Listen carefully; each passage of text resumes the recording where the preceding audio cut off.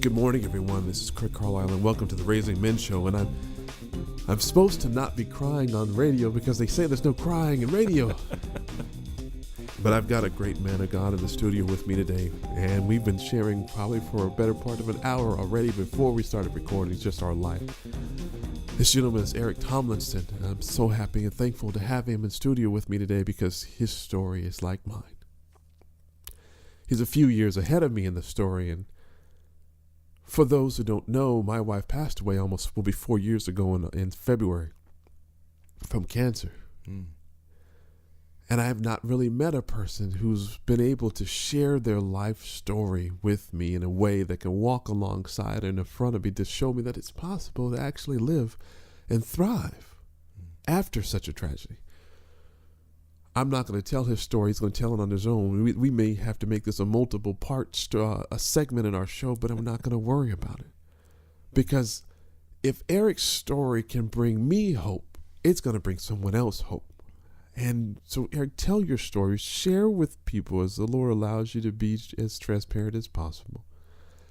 How, when, why, and how. And just share. Don't worry about, this is not a show. This is a place where real men have real talk about real life. And I just let you know, Eric, I appreciate you for coming. Thank you sharing. For asking me. I appreciate it, Craig. Well, gosh, where do you start? Okay, I'll start probably right before my wife got sick. Let's do that. Mm-hmm.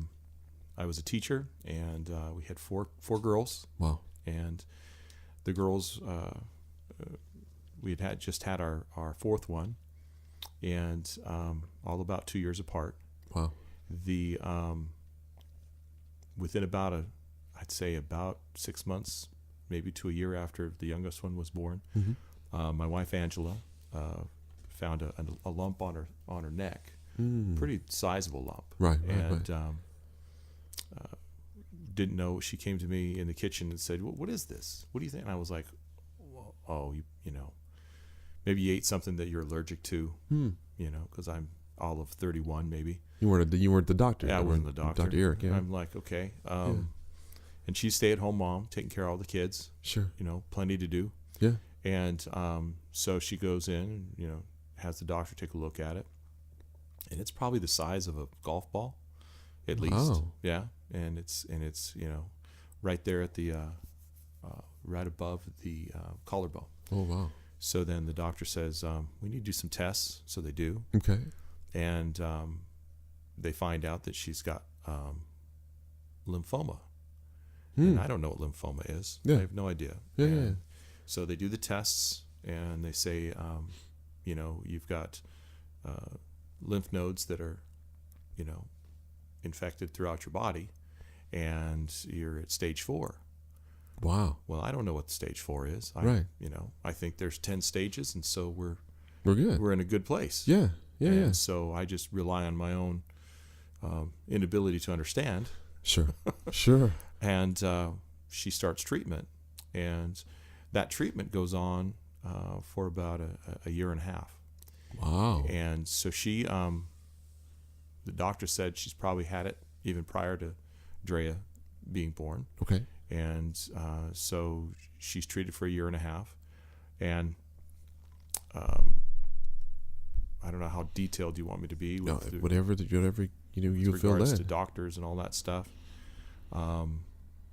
But so the treatment continues with chemotherapy, and then eventually with radiation, and she eventually loses all of her hair. Yeah. And loses a lot of weight. Sure. And she was excited about losing weight because she just had a baby, and thought that was a good thing. Sure. And so we, and I didn't care. I just loved her. And sure. You wanted her healthy. Good. Yeah. So anyway, so she's sick from the chemo and then the radiation, and there's some headway, and she's not feeling great, but the doctors are saying that they've made some progress. Sure. But then the Hodgkin's lymphoma turns into breast cancer. Wow. And so then they decide to remove her right breast. Yeah. And so now she's,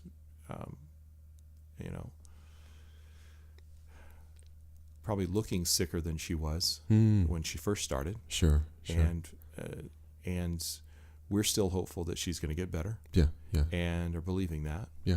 And a year and a half later, they are sending us. We lived in Stockton or Modesto at the time. Okay. And we went. They sent us out to San Francisco to speak to a doctor we'd never spoken to out there. Okay.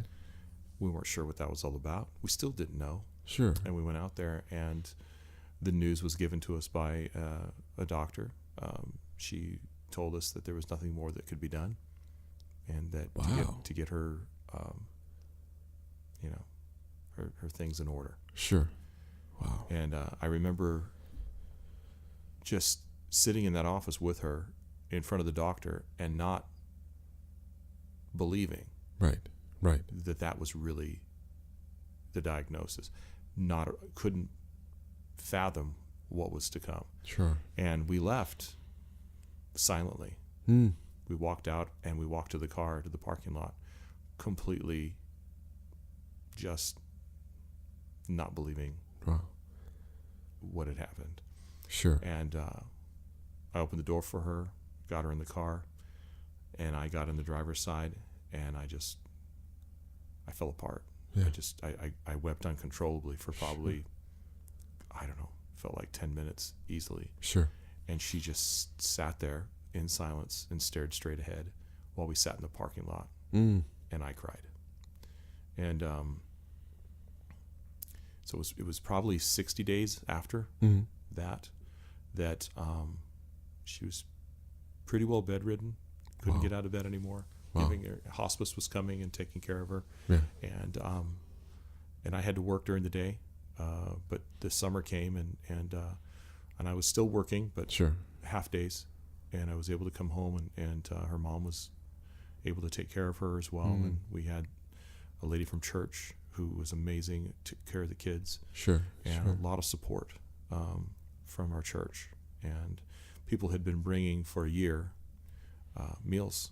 Wow. What started as once a week became 3 times a week, became 5 days a week. Wow. And the amount of love that we received from our church was no less than remarkable. Wow. And support.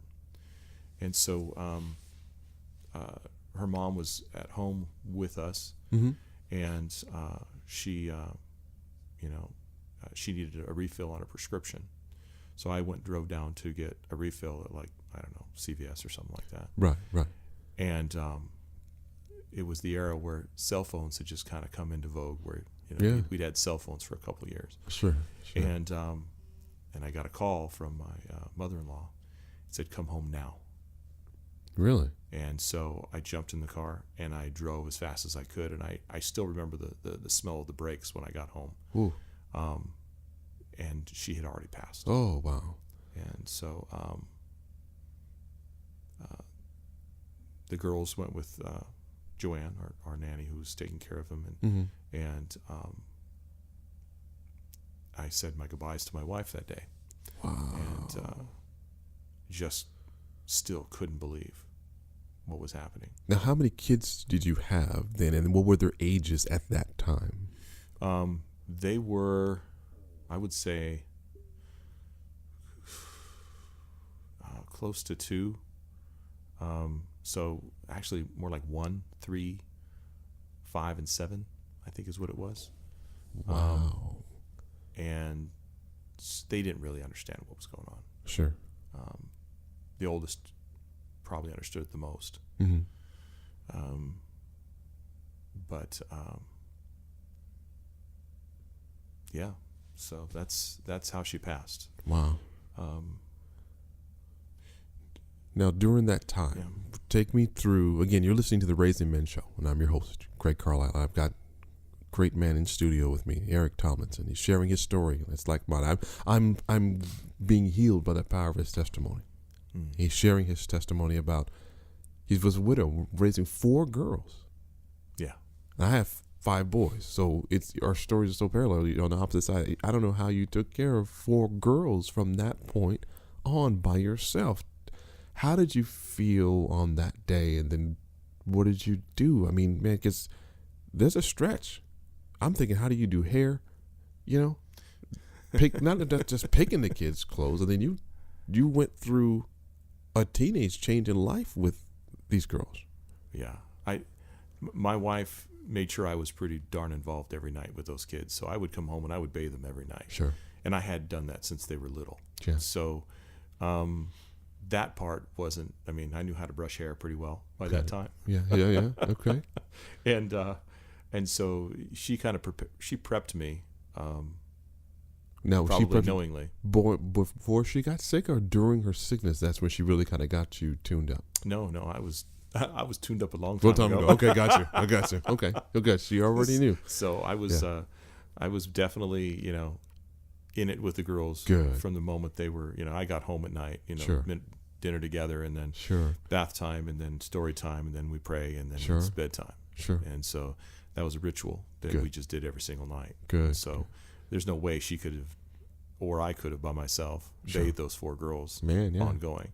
So, but the 2 youngest were the ones that were really needing the most attention because they're so little. Yeah. With regards to the whole, bath time routine. Sure. Taylor was kind of doing her own thing by that time and didn't need me in there, and that's good. And Yeah. so, but, I think the adrenaline from the fear of what am I going to do next kicks in. Yeah.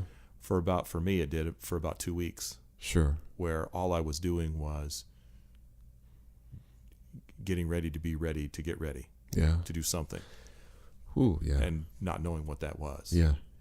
Because you don't know what you don't know. Yep. Because you're not there all day. Yeah. Taking care of things. Sure. And how am I going to do this? Yeah. And what is going to happen?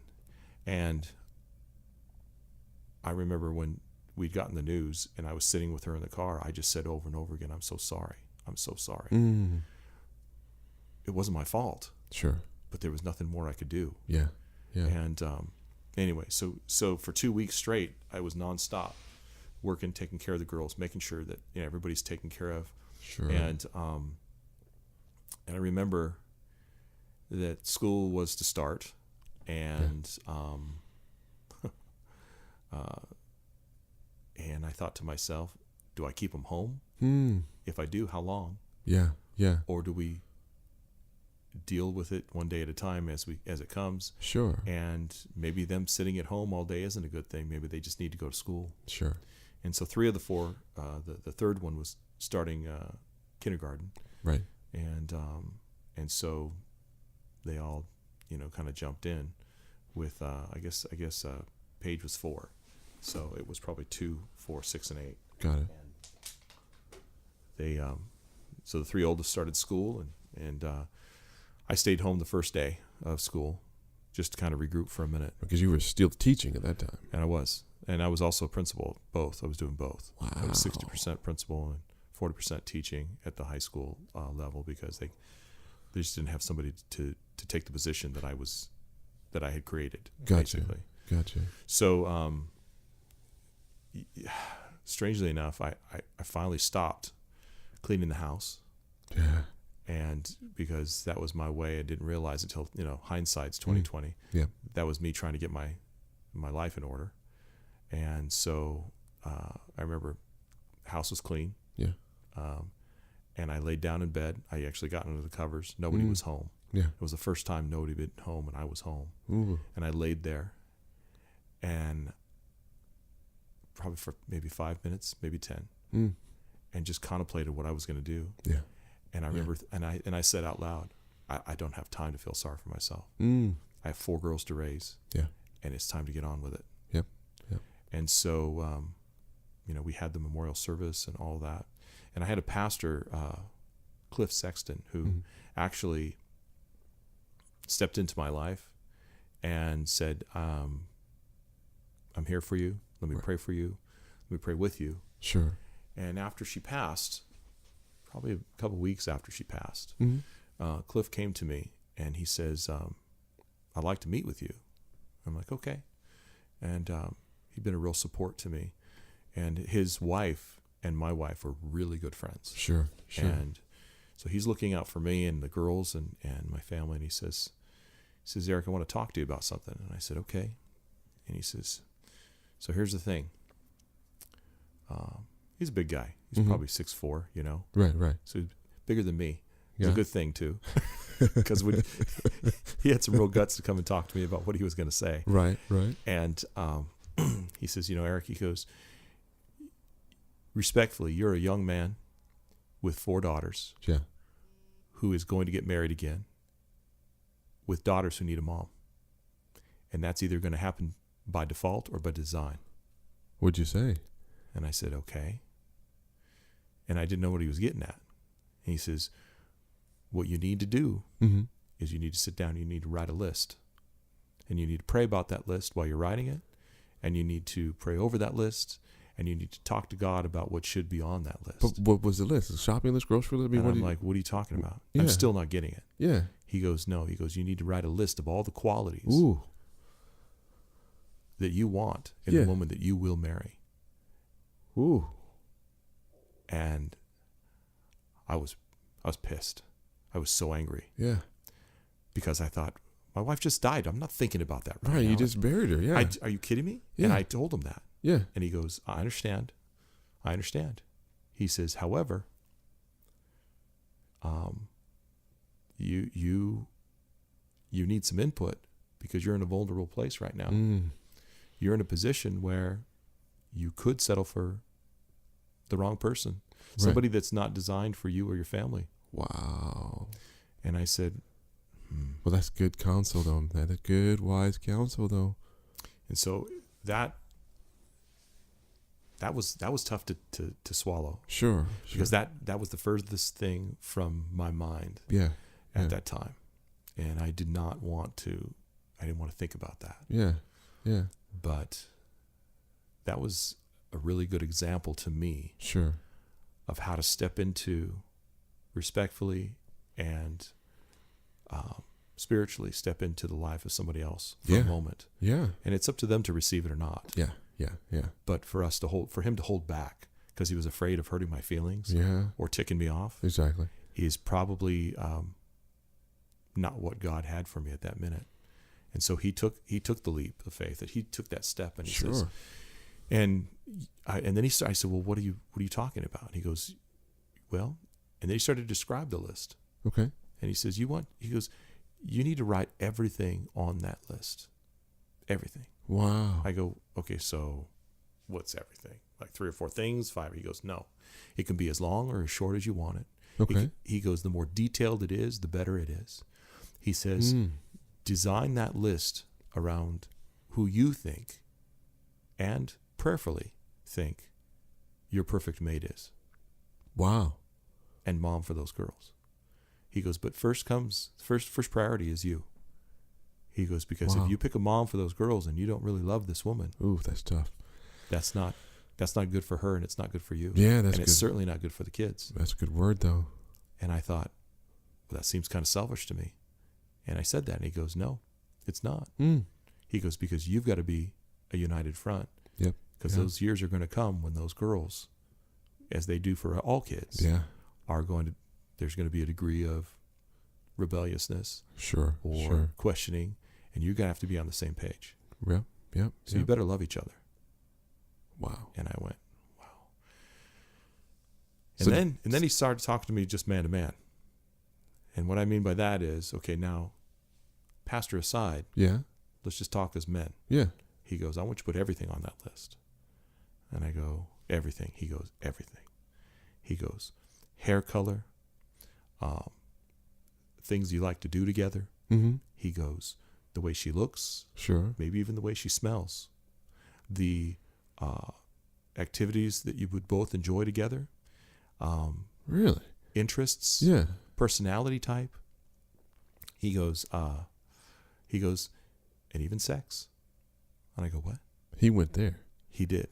Wow. And I said, he goes, however active you want to be, you want to pray for that too, because that's an important part of your relationship. Sure. And I thought, wow, I would have never thought to go to God about that. Yeah. But it comes from him, right? God knows how you're feeling anyway. Yeah. So if you're not talking about it, that's kind of lying about it. He knows how you feel. Yeah, that's true. And he loves us anyway.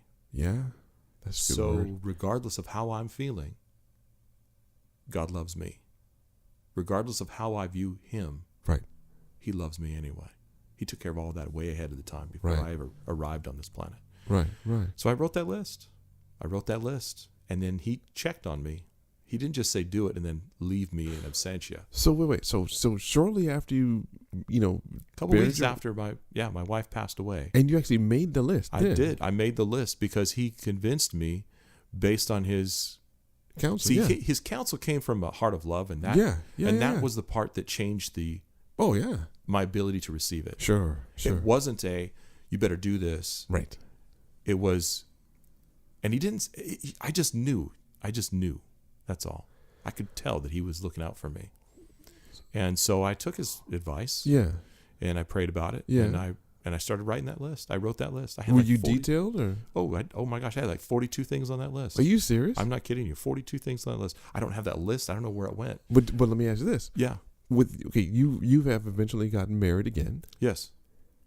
Of those 42 items, 40 of them were my wife. Wow. Wait. And I wrote it before I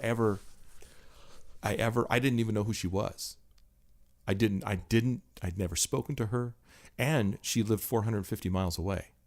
So I can say I didn't know who she was. She was one name of about 12 names of people that had sent money to my family because they knew my mom in Southern California. They worked with her. And so there were about 12 people that had sent a check or two for a given amount of money to help pay for childcare for my daughters and to pay our nanny that was taking care of them while I was working. Right. And so, but I didn't know, other than a name on a check, that's all I knew. That's it. Wow. Yeah. And I didn't differentiate between one person or the other because I was a little busy. Yeah. You had your hands full. So I'd written that, I wrote that list. I actually typed it on the computer because I can't even read my own writing. So. That's the doctor side of you coming out of it. So I wrote the list, kind of bullet point form and format, and he came to me and he says, probably within about 3 days, he says, "Did you write that list?" Yeah. I said, "I'm working on it," because I wasn't done. Yeah. He goes, "I'm working on it." He goes, "Make sure you write that list, Eric. It's important." Wow. So I wrote the list. Yeah. And I finished it, and there were some things I wrote on that, and I thought, that's dumb. And I took it off. I don't remember what they were. Yeah. Before I ever spoke to anybody. But it was important that I did it when I did it, because that's good. That's good. There was also counsel that was brought to me that, because there's this expectation of what you should and shouldn't do. Sure. After the loss of a spouse. Yeah. And everybody knows it's, or believes that, okay, so you lose your spouse and you wait a year before you get married. Due to the grieving, period, because it takes a year, they say. Well, I had spoken to a counselor, and the counselor said, "Well, how long has your wife been sick?" I said, "Well, they say that she's been sick for 3 years. She'd been treated for a year and a half, starting after the youngest birth." I said,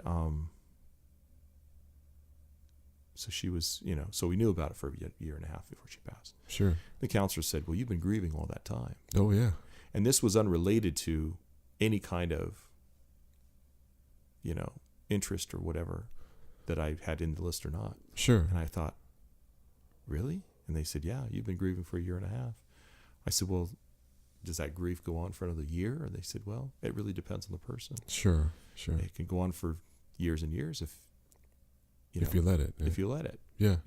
Or if there's certain things you haven't dealt with, or it could last a lifetime. It really is up to you. Sure. So that kind of blew my mind a little bit. Yeah. But the interesting thing was that, and we had prayed through the whole thing and trusted God for Angela to get better. Sure. And he chose not to heal her, and that was tough. How did you get through that? Because I know I struggled with that, because my wife believed that she was not her sickness was not unto death. Yeah. But how did you get past that part with God? I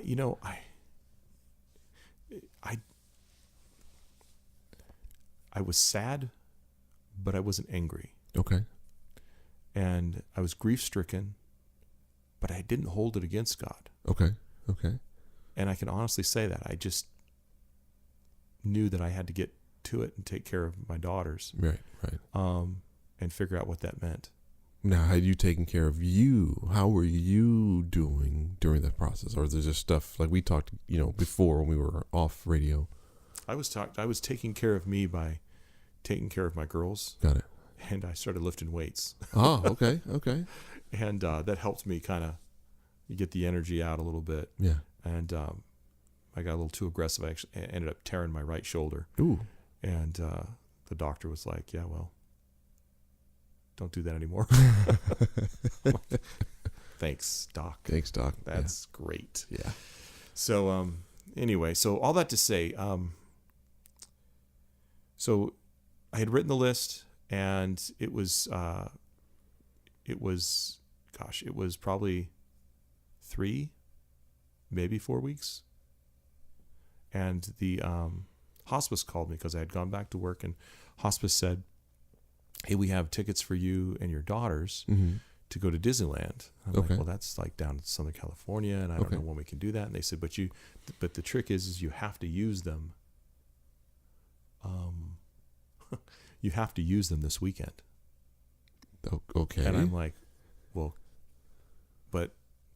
and I found out later that that's something that hospice does. There are people that donate those things to families. Sure. To help them grieve and cope. Grieving process, to kind of, give them a moment of a relief. Sure. After all that they've been through, not just the passing, but all that's led up to it. Got it. Because it's all encompassing when you're taking care of someone who's ill in your home. Sure. So we did that. We actually, I said, okay, I'll figure something out, and I got people to help me, and things of that nature. Sure. And I was going to Southern California to do that, which is where I grew up. And I thought to myself, well, these people that had sent money, I was in the process of calling and writing notes and thanking people. Sure. Because that's what you do. You've been listening to Craig Carlisle and the Raising Men Show, and join me next week as we hear the rest of Eric Tomlinson's testimony. Be blessed, everyone.